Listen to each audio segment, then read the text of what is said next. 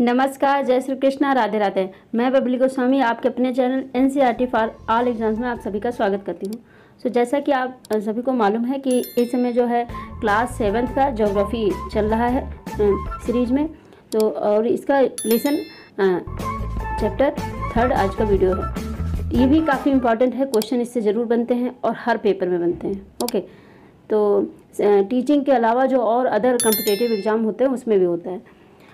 स्थल मंडल, हमारी लेसन का नाम पहले समझते हैं, हमारी बदलती पृथ्वी। तो पृथ्वी में हमारे बदलाव होती रही है और आगे भी होती जाएगी। तो ये क्यों होता है, क्या आखिर चल रहा है, ये सब बातें इसमें पढ़ेंगे। स्थल मंडल, अच्छा, जहाँ पे हम लोग रहते हैं, पिछला चैप्टर आपने पढ़ा होगा। अगर जो वीडियो नहीं देखा हो तो वो आप देख लीजिएगा, क्योंकि ज्योग्राफी हिस्ट्री के मुकाबले थोड़ा ज़्यादा टफ है, इसलिए कि अगर जो पहले से चैप्टर पढ़ते ना जाओ फर्स्ट सेकंड से पूरा, तो उतना नहीं समझ में आता है। इसलिए आप उसको भी देख लीजिएगा और कोशिश करेंगे कि जो नए हैं, इस समय आए हैं, जो हमारे वीडियो इस समय देख रहे हैं, उनको भी समझ में आए। तो स्थल मंडल, जहाँ पे हम लोग रहते हैं, जो मैदानी इलाका होता है, स्थल मंडल कहते हैं। स्थल मंडल अनेक प्लेटों में विभाजित है, जिन्हें स्थल मंडलीय प्लेट कहते हैं। ये अनेक प्लेट में विभाजित है। अच्छा, पहले भी मैंने बताया था कि जो पृथ्वी है वो प्याज की जैसे कई लेयर होते हैं, वैसे पृथ्वी के भी कई लेयर हैं। तो स्थल मंडलीय जो प्लेट है वो कई प्लेटों में विभाजित है। ये उसी से मिलता जुलता है, उसी कंसेप्ट बेस पर है। ये प्लेट हमेशा धीमी गति से चारों तरफ घूमती रहती हैं। प्रत्येक वर्ष केवल कुछ मिलीमीटर के लगभग प्रत्येक वर्ष ये घूमा करती हैं, क्योंकि पृथ्वी गतिशील है, स्थिर नहीं है। पृथ्वी के अंदर पिघले हुए मैग्मा, मैग्मा होता है एक द्रव पदार्थ, एक पिघला हुआ द्रव पदार्थ है जो गाढ़ा होता है, उसी को मैग्मा बोलते हैं। मैग्मा में होने वाली गति के कारण होता है। पृथ्वी के अंदर पिघला हुआ मैग्मा एक वृत्तीय रूप में घूमता रहता है। यानी वो कैसे घूमता है? वृत्तीय रूप में घूमता रहता है, यानी कुछ ऐसे घूमता रहता है, जिसकी वजह से जो है पृथ्वी जो है गति करती रहती है। प्लेट की इस गति के कारण पृथ्वी की सतह पर परिवर्तन होता है। इसी वजह से जो पृथ्वी की सतह है, ऊपर का हिस्सा, वहाँ भी परिवर्तन होता है। पृथ्वी की गति को उन बलों के आधार पर विभाजित किया गया है जिनके कारण ये गतियाँ उत्पन्न होती हैं। आखिर वो कौन सा बल है जिसके कारण ये गतियाँ होती हैं? तो जो बल पृथ्वी के आंतरिक भाग में घटित होते हैं उन्हें अंतर्जनिक बल कहते हैं।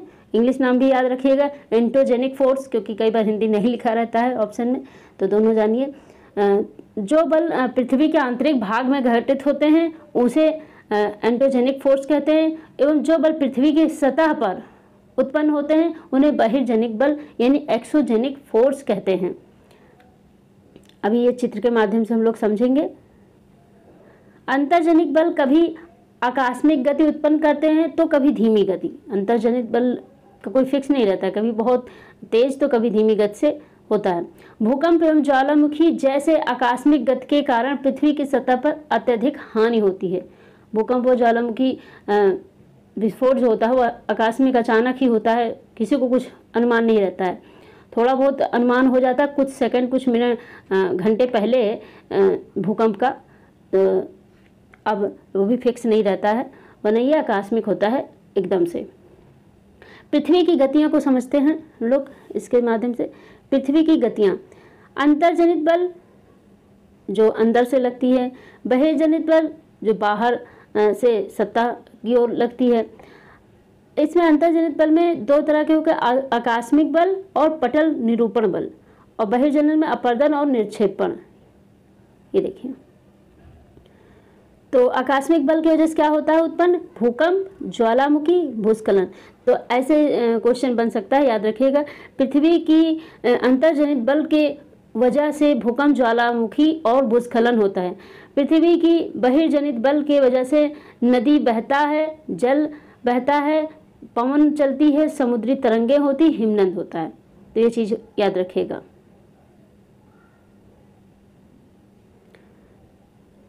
अब यहाँ आते हैं स्थल मंडलीय प्लेट को, और अगर जो परिभाषित रूप में बताया जाए तो इसको यहाँ पे लिखा है, देखिए। भूपर्पटी, भूपर्पटी जो ऊपरी हिस्सा है जहाँ हम लोग रह रहे हैं, जहाँ पे पैर रखते हैं, भूपर्पटी में अनेक बड़ी एवं कुछ छोटी कठोर असमान आकार की प्लेटें होती हैं जिन पर महाद्वीप एवं महासागर की सतह टिकी हुई हैं। इसी को स्थलमंडलीय प्लेट कहते हैं।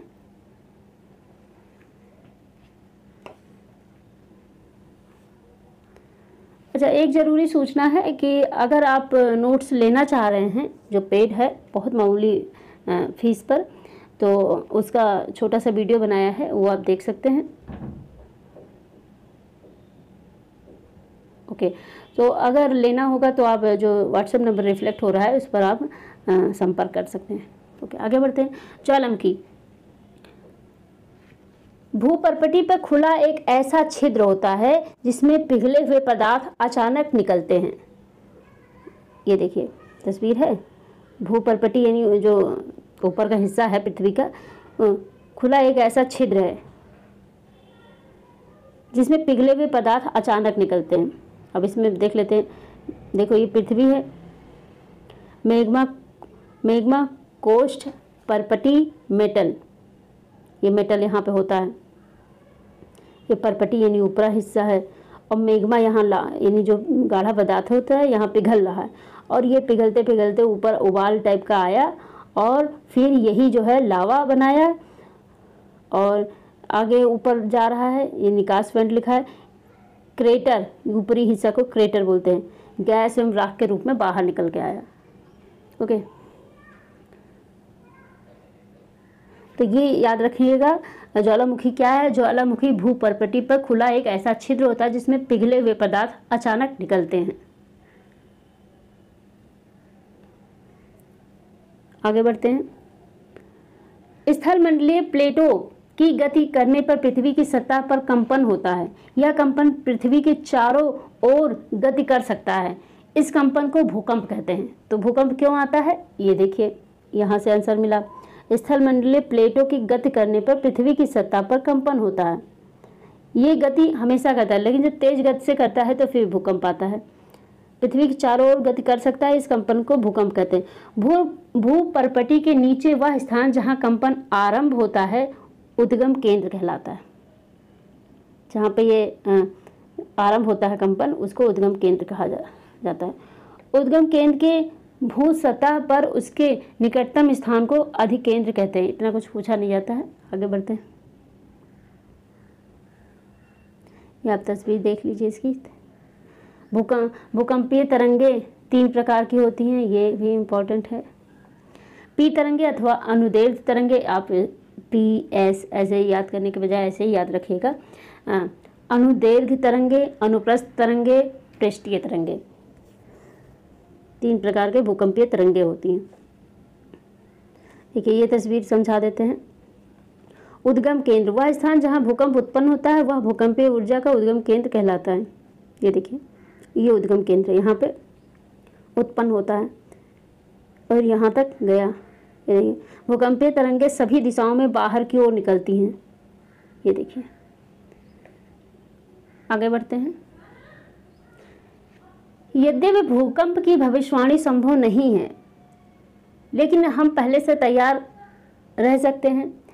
स्थानीय लोग कुछ सामान्य तरीकों से भूकंप की संभावना का अनुमान लगाते हैं। जैसे आपने सुना होगा, जानवरों के व्यवहार का अध्ययन करके, खासतौर पर अगर जो गाय है और कुत्ता है घर में, तो तालाब में मछलियों की उत्तेजना को लेकर, सांपों की धरातल पर आने को लेकर, इससे वो भूकंप का भविष्यवाणी करते थे पहले। ये देखिए, गुजरात में भूकंप द्वारा विनाश, बहुत बड़ा विनाश हुआ था। इसके बारे में थोड़ा पढ़ लेना ताकि क्वेश्चन आए तो हो जाए। 2001 में जो गुजरात में भयंकर भूकंप आया था उसका है। 26 जनवरी 2001 को भुज शहर में रिएक्ट स्केल पर 6.9 की तीव्रता वाला भीषण भूकंप, ये जो तीव्रता है ये बहुत ज़्यादा हुआ। 6.9 तबाही लाती है ऐसी तीव्रता। अच्छा, भूकंप की तीव्रता कैसे नापते हैं? यहाँ से क्वेश्चन में रिएक्टर स्केल। तो बस इसमें तो इतना ही है। भूकंप का मापन एक यंत्र से किया जाता है जिसे भूकंप लेखी कहते हैं। भूकंप की तीव्रता रिएक्ट स्केल पर मापी जाती है। अच्छा, भूकंप जिससे नापा जाता है उस यंत्र का नाम है भूकंप लेखी। भूकंप लेखी, इससे भूकंप नापा जाता है। और इसकी तीव्रता यानी कितनी तेजी के साथ है, कितना तीव्र है, ये जानने के लिए किस पैमाने का प्रयोग करते हैं, रिएक्टर स्केल, इससे नापते हैं। जिस भूकंप की तीव्रता 2.0 यानी 2 है अथवा उससे कम होती है, उसका प्रभाव नहीं के बराबर होता है। जिस भूकंप की तीव्रता 5.0 यानी होती है, वह वस्तुओं के गिरने से क्षति पहुंचा सकता है। जिस भूकंप की तीव्रता 6.0 अथवा उससे अधिक होती है, वह बहुत शक्तिशाली, और जिसकी तीव्रता 7.0 अथवा अधिक होती है, वह सर्वाधिक शक्तिशाली समझा जाता है। यानी जितना ज़्यादा 5 के ऊपर जो भी आते हैं वो काफ़ी विनाशकारी साबित होते हैं भूकंप। भूकंप की बचाव को लेकर चीज़ें हैं जो पढ़नी चाहिए, क्योंकि क्वेश्चन तो सब पर बनते ही हैं छोटे क्लास के बच्चों का पेपर में, विशेषकर सीटेट में। भूकंप के दौरान कहाँ आश्रय लें? सुरक्षित स्थान, रसोई के काउंटर या मेज के नीचे, दीवार के अंदरूनी कोने में, ऐसी जगह ले जाते हैं। इनसे दूर रहे कहाँ, किससे? आग वाले स्थान, चिमनी के आसपास तथा टूट सकने वाली खिड़कियों, दर्पण एवं तस्वीर फ्रेम से। पहले से तैयार रहें, अपने दोस्तों एवं पारिवारिक सदस्यों के बीच जागरूकता फैलाएं। ये सब बताया गया है, आपने ऐड भी देखा होगा, दूरदर्शन पर आते हैं कि कैसे बचाव करना है। मुख्य स्थलाकृतियाँ, मुख्य स्थल आकृतियाँ अपक्षयन एवं अपर्दन नामक 2 प्रक्रमों द्वारा दृश्य भूमि लगातार विकृत होती रहती है। यानी जो हम भूमि देख रहे हैं, जो भूमि है, वो अपक्षय एवं अपर्दन 2 प्रकार की प्रक्रिया के द्वारा लगातार विकृत टूटती रहती हैं। पृथ्वी की सतह पर शैलों के टूटने से अपक्षय की क्रिया होती है। भूदृश्य पर जल, पवन एवं हिम जैसे विभिन्न घटकों के द्वारा होने वाले क्षय को अपर्दन कहते हैं। वायु, जल आदि अपर्दित पदार्थ को एक स्थान से दूसरे स्थान पर ले जाते हैं और फलस्वरूप एक स्थान पर निक्षेपित करते हैं। अपर्दन एवं निक्षेपण के ये पराक्रम पृथ्वी के धरातल पर विभिन्न स्थल आकृतियां का निर्माण करते हैं। जो अपर्दन और निक्षेपण, जैसे पूछे पृथ्वी पे अलग अलग आकृतियां हैं, कहीं पठार टाइप का है, कहीं पहाड़ी है, तो कहीं समतल है, ये सब किस वजह से? तो इसका सीधा सा आंसर है अपर्दन एवं निक्षेपण की वजह से। नदी के कार्य, उसको पढ़ने से पहले ये पढ़ लेते हैं। विश्व में हजारों छोटे छोटे जलप्रपात हैं। सबसे ऊंचा जलप्रपात दक्षिण अमेरिका के वेनेजुएला का एंजल जलप्रपात है। अन्य जलप्रपात उत्तरी अमेरिका में कनाडा तथा संयुक्त, पहला याद रखना जो सबसे ऊंचा है वह दक्षिण अमेरिका के वेनेजुएला का एंजल जलप्रपात, या ऐसे याद रखिएगा, एंजल जलप्रपात सबसे ऊंचा जलप्रपात है। उसके बाद कनाडा का है, और ये सब कंट्री हैं। कनाडा तथा संयुक्त राज्य अमेरिका की सीमा पर स्थित नियाग्रा जलप्रपात, और अफ्रीका में जाम्बिया एवं जिम्बाब्वे की सीमा पर स्थित विक्टोरिया जलप्रपात। नदी के कार्य क्या हैं? नदी के जल से दृश्य भूमि का अपर्दन होता है। जो भूमि है, उस जिस भूमि पर हम लोग रह रहे हैं, जो दिख रहा है, नदी के जल से उसका अपर्दन होता है। अपर्दन मतलब जो कट कट के जाते हैं, जो साथ में पानी के साथ जाते हैं, जितनी मिट्टियाँ। जब नदी किसी खड़े ढाल वाले स्थान से अत्यधिक कठोर शैल या खड़े ढाल वाली घाटी में गिरती है तो यह जलप्रपात बनाती है। ये देखिए जलप्रपात कैसे बनाती है, देखिए कठोर शैल, ये तस्वीर में देखिए कठोर शैल, जल की शक्ति द्वारा काटे गए मृदु शैल, ये जल में भी बहुत शक्ति होती है, एक साथ आ जाए तो कुछ भी पकड़े हुए इंसान को उखाड़ ले जाएगा। जब नदी मैदानी क्षेत्र में प्रवेश करती है तो मोड़दार मार्ग पर बहने लगती है। नदी के इन्हीं बड़े मोड़ों को विसर्ग कहते हैं। जब मैदानी क्षेत्र में बहती तो सीधे तो नदी जाती नहीं है, इतना समतल रहता है कि सीधे जाए, तो मोड़दार रूप लेकर भागती है। इसी को विसर्ग कहते हैं। जो मोड़, जहाँ जहाँ मोड़ बनता है उसी को विसर्ग कहते हैं। ये देखिए, इसके बाद विसर्गों के किनारों पर लगातार अपर्दन एवं निक्षेपण शुरू हो जाता है। फिर यहीं पे अपर्दन और निक्षेपण यहीं पे शुरू हो गया। विसर्ग लूप के सिरे निकट आते जाते हैं और एक अलग झील बनाते हैं, जिसे झाप झील भी कहते हैं। झाप झील देखिए, ये देखिए विसर्ग वाले कई भाग जो है वो कट जाते हैं एक बार। देखो ये हिस्सा है, ये कट ही गया, कहीं से जुड़ा, ये झील बना दिया। कभी कभी नदी अपने तटों से बाहर बहने लगती है, फलस्वरूप निकटवर्ती क्षेत्रों में बाढ़ आ जाती है। बाढ़ के कारण नदी के तटों के निकटवर्ती क्षेत्रों में महीन मिट्टी और अन्य पदार्थों का निक्षेपण करती है। तो नदी का ये काम है, एक जगह से दूसरी जगह अपने साथ मिट्टियाँ ले जाना। ऐसी मिट्टी व पदार्थों को अवसाद कहते हैं। इससे समतल उपजाऊ बाढ़कृत मैदान का निर्माण होता है। ये देखिए, समतल उपजाऊ बाढ़कृत मैदान का निर्माण होता है। ये जो मिट्टियाँ, जो नदी जिस भूमि को बनाती है वो बहुत उपजाऊ होती है। आगे बढ़ते हैं। अच्छा, डेल्टा समझ लेते हैं। डेल्टा होता है जो नदी, जैसे ये नदी है, मुख्य नदी ये जा रही उड़ते तो एक धारा में तो बहेगी नहीं, इधर गई इधर अलग अलग बढ़ जाती है, अलग अलग शाखाओं में। फिर जो हिस्सा वो छोड़ते जाती है उसी को डेल्टा कहते हैं।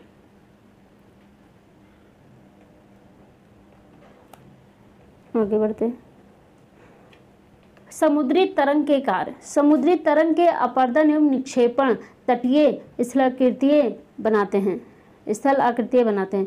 समुद्री तरंगें लगातार शैलों से टकराती रहती हैं, जिससे दरार विकसित होती है। समय के साथ ये बड़ी और चौड़ी होती जाती है। इनको समुद्री गुफा कहते हैं। ये देखिए, मेहराब का निर्माण भी कर रही है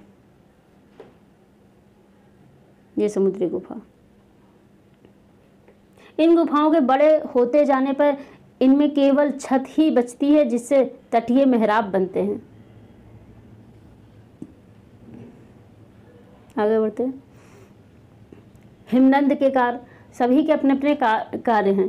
हिमनद अथवा हिमानी बर्फ की नदियाँ होती हैं, जो बर्फों की भरी हुई होती है, नदी जैसे लेकिन बर्फ की होती हैं, इसको हिमनद बोलते हैं। हिमनद अपने नीचे की कठोर चट्टानों से गुलास्मी मिट्टी और पत्थरों को अपरदित कर देती है और गुलास्मी मिट्टी एवं पत्थरों से भूदृश्य का अपरदन करती है। हिमनद गहरे गर्तों का निर्माण करते हैं। पर्वतीय क्षेत्र में बर्फ पिघलने से उन गर्तों में जल भर जाता है और वे सुंदर झील बन जाते हैं। हिमनद के द्वारा लाए गए पदार्थ जैसे छोटे बड़े शैल, रेत एवं तलछट मिट्टी निक्षेपित होती। ये निक्षेप हिमनद हिमोड़ का निर्माण करते हैं। अब पवन के कार्य। सबके कार्य अलग अलग हैं, यानी सभी जो है वो उपयोगी है प्राकृतिक रूप में। रेगिस्तान में पवन अपरदन एवं निक्षेपण का प्रमुख कारण है। रेगिस्तान में जो पवन होती है वो अपरदन एवं निक्षेपण का कार्य करती है। रेगिस्तान में छत्रक के आकार के शैल देख सकते हैं, जिन्हें समांतर छत्रक शैल कहते हैं। पवन शैल के ऊपरी भाग की अपेक्षा निचले भाग को आसानी से काटती है, इसलिए ऐसी शैल के आधार संकीर्ण एवं शीर्ष विस्तृत होते हैं। पवन चलने पर यह अपने साथ रेत को एक स्थान से दूसरे स्थान पर पहुंचाती है। जब पवन का बहाव रुकता है तो यह रेत गिरकर छोटी पहाड़ी बनाती है। ये देखिए, इनको बालू टिब्बा कहते हैं। जब बालू कण महीन एवं हल्के होते हैं तो वायु उनको उठाकर अत्यधिक दूर ले जाती है। तो ये जो रेगिस्तान वाले इलाके हैं वहाँ पे ये सब प्रक्रिया चला करती है। जब ये बालूकण विस्तृत क्षेत्र में निक्षेपित हो जाते हैं तो इसे लोएस कहते हैं। चीन में विशाल लोएस निक्षेप पाए जाते हैं। तो लोएस क्या होता है, जो बालू होती है, जिसको जो महीन बालू होता है, महीन और हल्के, वो वायु उनको उठाकर अत्यधिक दूर ले जाती है। जब ये बालूकण विस्तृत क्षेत्र में निक्षेपित हो जाते हैं, यानी काफ़ी दूर में हो जाते हैं, फैल जाते हैं, तो इसे लोएस कहते हैं। आई होप आप लोग को समझ में आ गया होगा और ज़्यादा कुछ इसमें है नहीं। मोटा मोटा जो समझना था वो नदी डेल्टा क्या होती है और स्थल आकृतियाँ क्या होती हैं, भूकंप कैसे नापते हैं, किस यंत्र से नापते हैं, किस पर उसका मापने का तरीका क्या है। तो ये सारी चीज़ें इसमें इम्पॉर्टेंट थी, मेन पॉइंट जो मैंने बता दी है। और आई होप समझ में आ गया होगा। और अगर किसी को कम आया है तो एक बार फिर से वीडियो देख लीजिएगा और आपको पूरी तरीके से आ जाएगा। साथ ही में जो डिस्क्रिप्शन में है इसमें जो बुक है एनसीईआरटी की उसका लिंक है, आप उस पर जाकर भी पढ़ सकते हैं। ओके, सो अच्छे से पढ़िए, मस्त रहिए। हम आपसे विदा लेते हैं। जय हिंद, जय भारत।